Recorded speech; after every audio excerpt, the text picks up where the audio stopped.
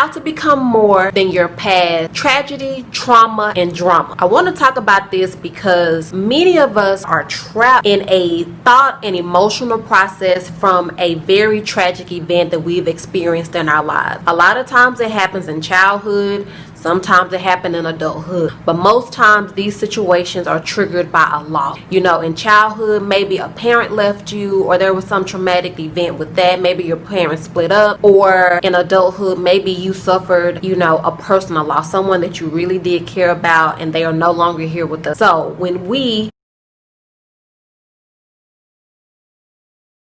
experience these very traumatic events in our lives, you know, very heavy trauma, drama, and tragedy, this also comes with a very strong emotional footprint on our lives. Those are the thoughts that we tend to hold on to, are the ones that impacted us the most from an emotional standpoint, both positive and negative. So this is how this happens. You know, the event happens, the loss happened, and we have a very strong negative emotional reaction. You know, the event happened one time, but what we tend to do is to repeat the same narrative over and over and over again. And each time that we express this event to someone else or to ourselves, we also trigger that same deep emotional reaction that we had when the event first happened. How does this affect you now? Well, this type of thing has a compounding effect. Our bodies are so powerful that when we feel those strong negative emotions, it also produces chemicals in our body. And every time that we told this story,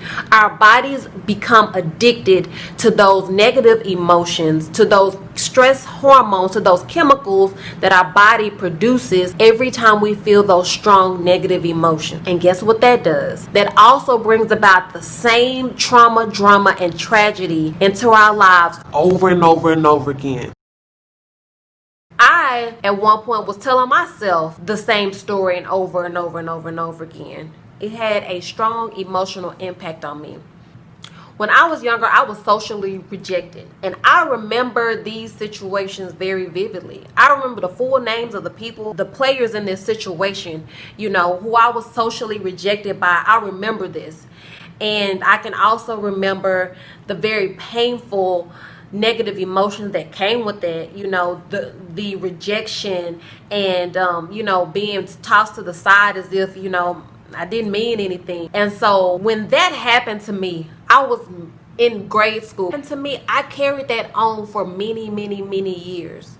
Not feeling like that I would ever be or have a friend, you know, because I felt like that those situations demonstrated that I wasn't good enough to have a friend, you know, that it was something wrong with me, and that's why I was socially rejected. This might not have impacted, you know, the next person as much as it did, but I value friendship and I wanted a friend. You know, I was the only child, so I didn't have siblings, so really my social circle was really built on people outside of my family. I started telling myself a narrative that I didn't need anybody. And I began building walls, you know, around myself. And really it was walls of protection because the pain of losing those friendships and being socially rejected was very painful. That's why I felt like that it was really important to come on and talk about not only how these strong tragedies have an impact on us, but also the tools and the processes that you can use in order to begin the healing process, to become more whole, you know, to become more fulfilled in these areas that these negative tragedies, dramas, and traumas have really impacted us. That's what I want to share with you today, these 3 processes that I use in order to become more than past traumas, dramas, and tragedies. Process number 1. Find at least one person. It can be a fictional character, it can be a real person, but find somebody that you really admire. See, like for me, I really admire Erykah Badu. Like, I think that she is everything. The reasons why that I think that she is just everything is because she marches to her own beat, and that's something that I identify with. And she also expresses many sides to her. She does not attempt to fit inside of a box, and she freely expresses herself with who she is, and I really admire that. So that's one of the people that I admire. What you do is, on one side of a sheet of paper, I want you to take a sheet of paper and I want you to draw a line straight down the middle. And on one side, I want you to list those people that you admire. Also list the things that you admire about them. And then on the other side of the sheet of paper, you put the new me. And you also list those same attributes that you listed about those people that you look up to on that other side of the page. And what I want you to do is to really sit with that. I want you to rehearse to yourself, I am this. I am that. See, because what you don't realize is those same attributes, those same things that you admire about that other person is already in you. It's more or less of, have you allowed yourself to express that? See, because I realized that I was like, wow, I want to express myself freely. You know what I mean? And I knew that I had that in me. I just had to allow it. And so that exercise there allows you to become more than that past tragedy, drama, or tragedy. Why? Because now you're focusing on these attributes that you really admire, that you really want to express. And this is going to assist you to start practicing these things within you in order for you to become more. For instance, if you were a person that had a past trauma, drama, tragedy where it dealt with, abandonment. Well, if you were abandoned, you know that you want a sense of security, that you want to be protected. So you want to build an image. You want to build a new you that is protected, that is secure. So how do you want to feel? So there is an emotional scale. What is that new version of you, and how does that person feel? Is that person happy? Is that person full of passion and eagerness and enthusiasm?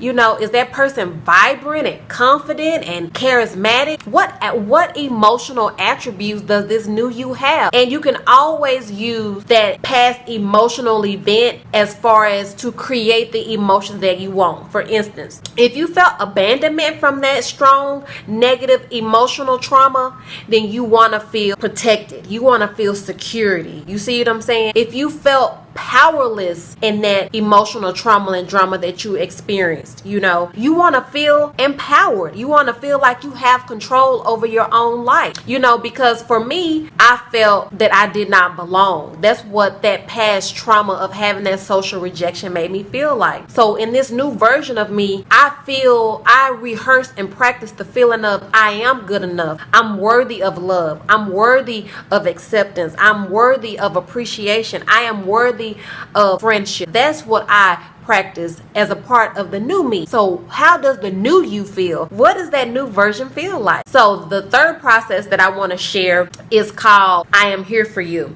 And this is where you write an open letter to that version of you that went through that traumatic experience. I did it through a visualization practice. So I close my eyes and I envision the younger version of me with pigtails and beautiful brown skin, and just the smaller version of me, the younger version. And I talked to her and I said by her in my version, this is what I'm visualizing in my mind. And I have a talk with her. You do the same thing. Whatever you want to express to that version of yourself, whether it's like, now you are protected, or you don't have to worry about this anymore, or I'm going to take care of you, or everything is going to be okay. For me, that practice was so powerful, and it has such a healing force for me, because I could literally feel myself feeling some of those emotional burdens that I had been carrying and have been rehearsing all those years. I felt it being lifted. I felt more whole after I did this exercise. And you do this exercise as many times as you are led to, or as many times as you are inspired to, in order to become more than that version of you. Because what this does is it allows you to go to a healing place, a comforting place. You see what I'm saying? You're going to comfort that version of you. You're really going to put your arms around that version of you and basically tell yourself, it's going to be all right. It's going to be okay. Now I'm here to protect you. I understand that you did not have what you needed in order to protect yourself then, but I'm here to protect you. And see how that works out. For me, it was very powerful. Really sit down and take your time. There is, I don't want you to feel rushed with any of these processes, because at the end of the day, becoming more, becoming whole, this is a journey, you know, to become more fulfilled in these areas that these negative tragedies, dramas, and traumas have really impacted us. Because it did impact me from a relationship perspective. Like I said, I started building these walls around myself as protection, but it's like I had an attitude of I didn't need anybody. And so I come to you today to say that we are still capable of becoming more. Because I see myself today, I have a beautiful marriage, I have a beautiful son, I have beautiful relationships in my life. And it's because that I started the journey of first really addressing those past negative emotional events that have really had a strong impact, and really healing those places so I can become more. And I do deserve friendship, you know, that I'm learning how to be a friend to myself and a better friend to the people around me, a better friend to my husband, a better friend to the loved ones that are closest to me. I am learning how to do that better and better and more each day. I had to heal that part of myself in order for me to become more. All right, y'all. So I hope those 3 processes help you to become more than your past traumas, dramas, and tragedies. Remember, we want to create new good feeling patterns and good thoughts in order for us to become more than what we've already experienced in our lives. I am checking out today. I hope you all have a great week, and I will see you all in my next video. If you haven't subscribed, subscribe now. Like the video if you find it helpful, and also hit that notification bell so you know when I post future content like this. Until next time, you all take care, and I will see you all in my next video. Ooh, ooh.